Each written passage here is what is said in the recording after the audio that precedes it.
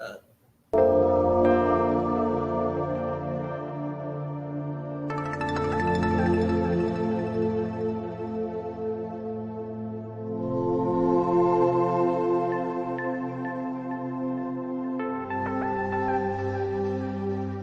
Okay, so we're not going to do the entire timer because you're a thing, but Right, you do right. want to do the timer before you hit go live, okay? Yeah. Because it takes a while for the various streams to get on.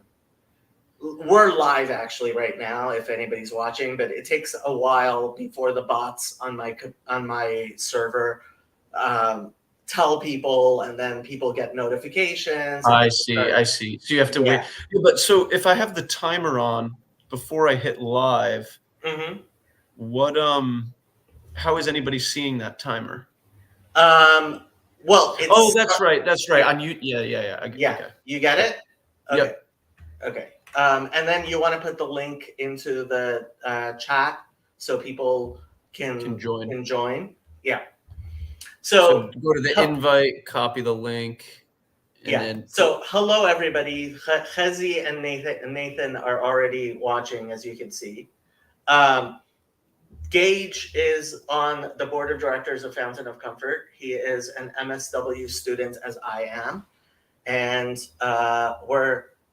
he's learning the ropes so we can start having people on Fountain of Comfort and Fountain of Comfort has its own channel.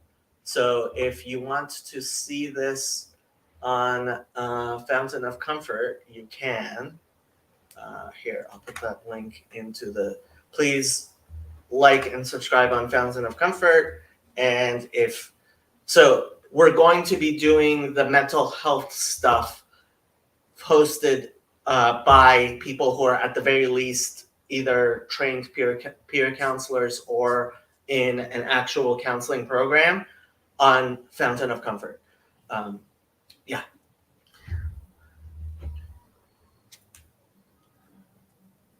Hey, how's it going? So you might want to like try. So you see how So you to. can hide and show comment. Okay, I see Yeah, that. yeah, yeah, yeah. Um, so yeah, I mean, I'm I'm doing like 4 or 5 different groups. Is like we have a dialectic behavioral therapy group. Oh wow. Um, I'm doing with another intern, and then we have a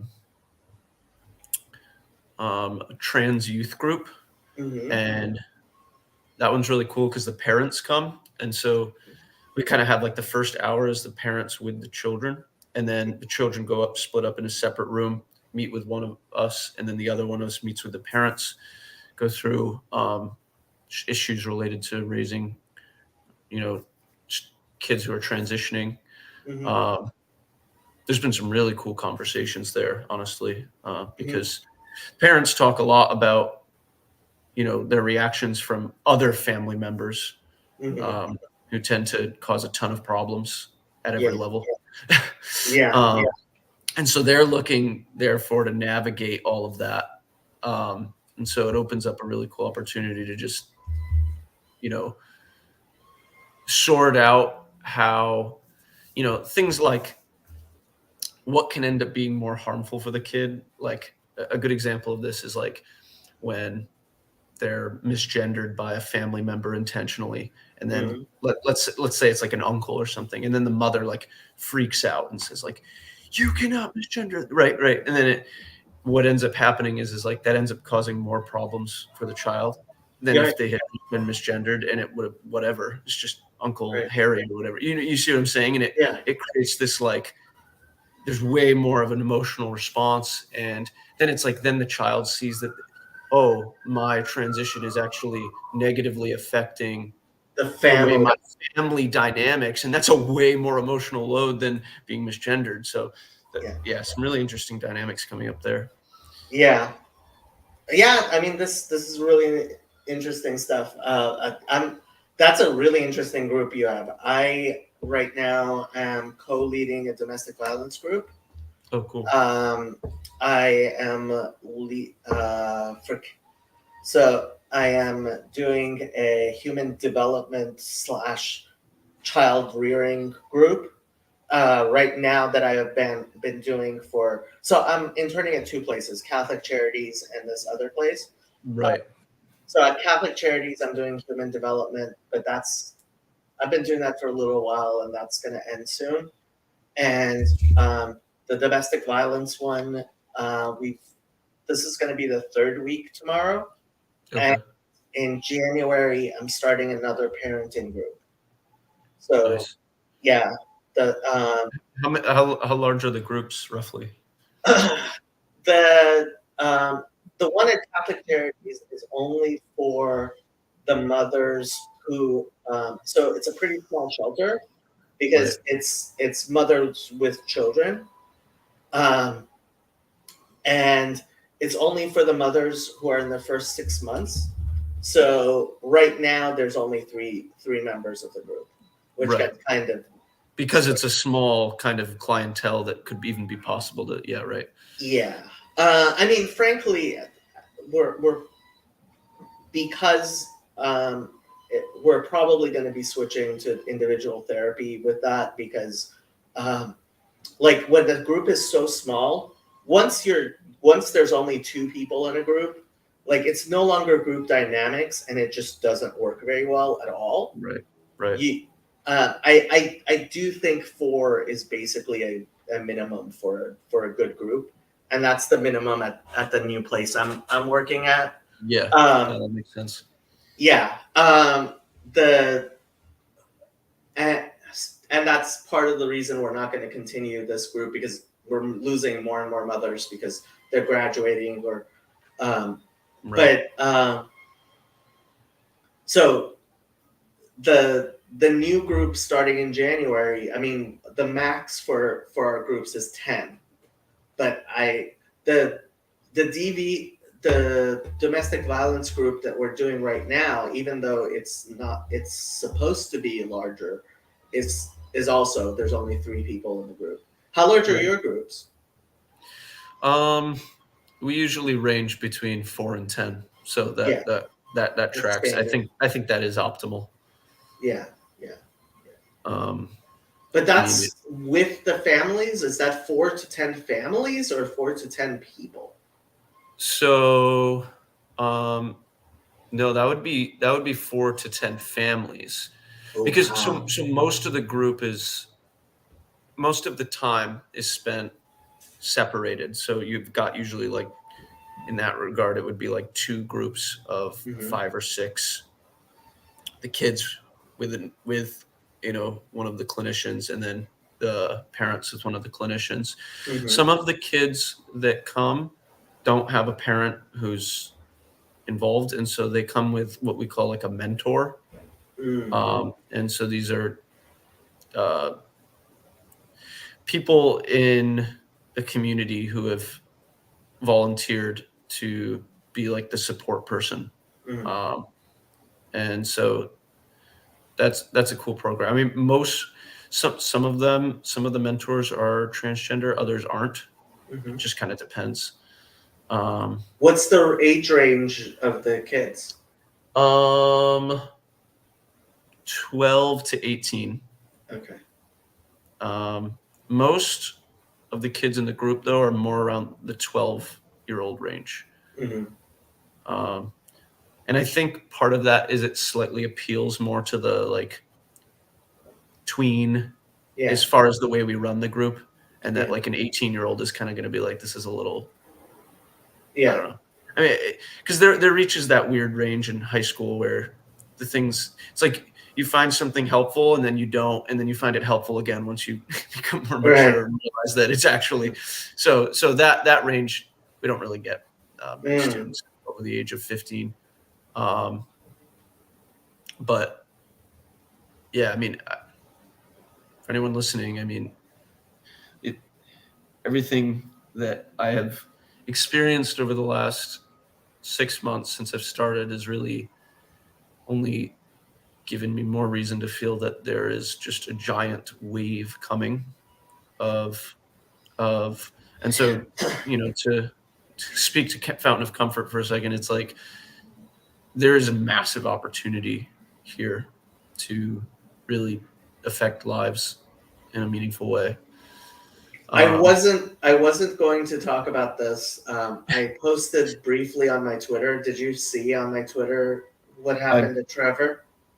No, I know you work. I know you've done work with them, but yeah, I got terminated because really, because I was like, this is illegal, and not sure exactly what I'm gonna do, but right, not this past Saturday, the Saturday before, I was on a call, and so it's chat, and it was like, okay, this is somebody in California. I'm in California. Trevor's based in California, so I know the California law, right. and this was like a mandated report. I'm like, Yep. this is a mandated report. To DCF? Adult Protective Services. Okay. Yeah. Because this was somebody who was contacting us who was obviously needed an adult check, right? Right. Welfare check. This person had been contacting Trevor for at least 7 weeks, several times a day, every day. Oh, wow. Yeah. And it was like, okay, this person is obviously in distress. We need to and they were communicating with Trevor. So I'm like, okay, this is a mandated report. You guys and I was talking to my supervisor, and finally I went, I hope the answer isn't what I think it is, but are there any mental health professionals overseeing the service? And his first response was, give me a minute, let me get you a good answer to that, which already doesn't sound good. No. And then he posts this long thing, which I screenshot and put on my Twitter. This was your supervisor posting this was my supervisor, and it was like, OMFG, like, really, there's nobody licensed here. What's really? Your supervisor's credentials? Nothing. Really? This and even that I wasn't so surprised about. Right. But right. They're supposed to be like a clinical director or it's a crisis line. Like the way I've been describing Trevor is it's an emergency room staffed with paramedics, and it is right. And I understand that. Look, if all you have is paramedics, but right.